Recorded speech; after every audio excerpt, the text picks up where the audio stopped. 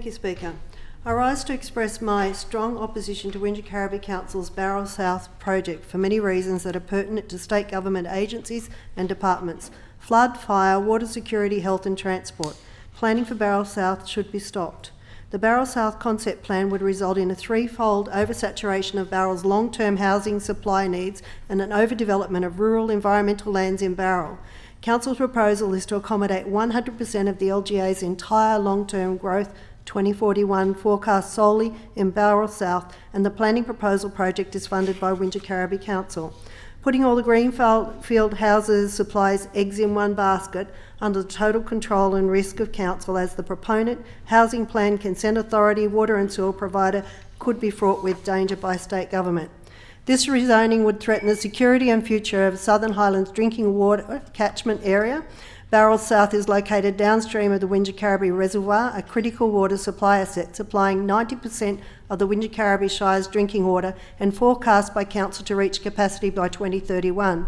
Council is the local water authority and proposes to fund construction of a new 30 megalitre plant alongside the existing facility at an estimated cost of $90 million.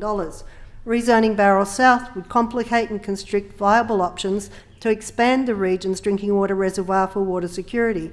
Approving new homes so close to a reservoir slated to double in size is a public risk that should be avoided. The local community has complained that Bowral South rezoning proposal is flawed by significant issues, namely the flood and transport concerns.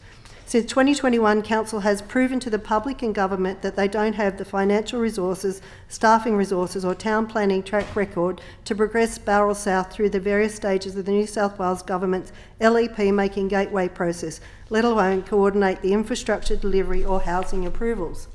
Site-specific flooding, lack of transport connectivity and walkable amenity issues are significant and extensive at Bowral South. 5 years after Council adopted their housing strategy, Council has not responded to community concerns or completed the suite of mandatory site investigations on environmental assessments. Bowral South sits on a floodplain that is regularly inundated after heavy rain, and I fear thousands of new homes will be at risk. Importing large amounts of fill to mitigate the flooding within the development will simply push water to adjacent existing properties, putting strain on infrastructure and transport. Any cut and fill on the site would cut off the Bowral South community from essential services, forming a flood island effect. Bowral South rezoning would result in a multiplier effect on local and state infrastructure upfront costs to respond to the existing community, but additional expensive infrastructure demands by future residents and ongoing long-term building resilience costs. It is physically distanced from existing services and amenities by 2 busy regional roads and the Wingecarribee River. There are no existing traffic signals, roundabouts, crossings, footpath or cycleway between Bowral proper and Bowral South. In conclusion, Bowral South is an illogical planning exercise, and I'm strongly opposed to Council's project for the many reasons that should be relevant to the state government agencies and department. As I said, flood, fire, water security, health and transport.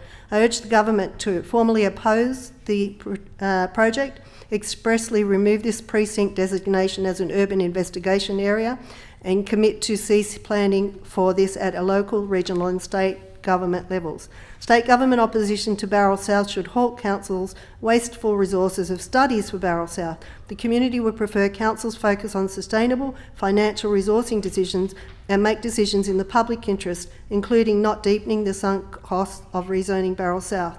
The government should not trust the Council to project managed a planning proposal and housing proposal for over 1,600 houses.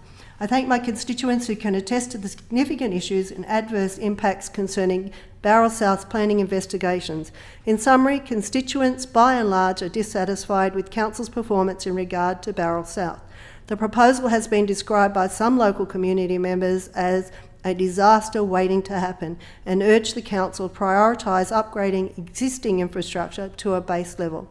And if anybody would like to see a photo of me standing up to my waist in water after only 24 hours of rain, I'm happy to provide it for you.